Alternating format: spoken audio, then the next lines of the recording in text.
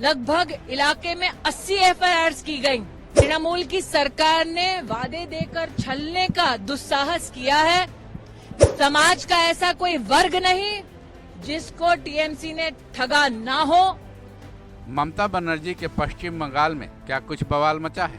ममता बनर्जी के राज्य में आखिर ऐसा क्या हुआ है कि स्मृति ईरानी ठगे जाने और 80 एफआईआर की बातें करती दिख रही हैं? केंद्रीय मंत्री स्मृति ईरानी ममता बनर्जी पर आखिर गुस्से से इतनी लाल क्यों हैं? स्मृति ईरानी आखिर किसके लिए आवाज उठाती दिख रही हैं? चलिए सुनते हैं कि आखिर ये माजरा क्या है।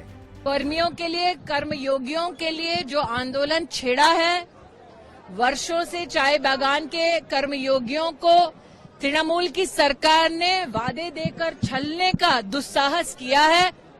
चाहे वो उनकी जो स्किल्ड लेबर है उसकी लागत हो सही, चाहे घर का वादा पूरे करने की बात हो, चाहे जमीन का पट्टा देने की बात हो। ये दुर्भाग्यपूर्ण है कि ममता बंदोपाध्याय अपने एमएलएस की सैलरी बढ़ाती हैं, लेकिन बागान में काम करने वाले हमारे कर्मयोगियों को उनकी जो मेहनत का पैसा है वो नहीं दिलवाती।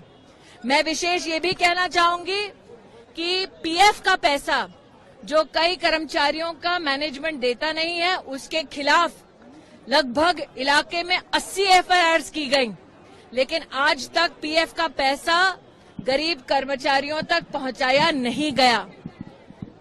समाज का ऐसा कोई वर्ग नहीं जिसको टीएमसी ने ठगा ना हो।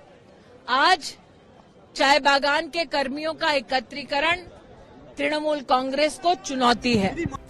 दरअसल पश्चिम बंगाल में चाय बागान श्रमिकों के हालात बद से बदतर होते ही जा रहे हैं, जिसको लेकर ममता बनर्जी सरकार पर लगातार ये आरोप लगते रहे हैं कि वो अपने राज्य के चाय बागान श्रमिकों को ना तो सैलरी पर्याप्त रूप से दे पा रही हैं और ना ही उनके पीएफ के पैसे पर ही कोई फैसला लिया जा रहा है। चाय बागान के श्रमिकों में इस बात को लेकर नाराजगी भी है। हैरत की बात यह भी है कि इंडिया वर्ल्ड में चाय का दूसरा सबसे बड़ा उत्पादक देश है। वहीं इंडिया के बंगाल का चाय उत्पादन में 82% का योगदान है। जाहिर है यहाँ के चाय बागान के मजदूरों के बिना इतनी ज़्यादा संख्या में उत्पादन हो ही नहीं सकता है। ऐसे में स्मृति ईरानी राजनीति करते हुए ही सही चाय बागान मजदूरों के हक की आवाज़ तो उठाती दिख रही हैं। अब ईरानी के इस करारा प्रहार का ममता बनर्जी की तरफ से क्या जवाब आएगा, ये देखना दिलचस्प होगा। इस खबर में बस इतना ही। बाकी अपडेट्स के लिए जुड़े रहें वन इंडिया हिंदी के साथ।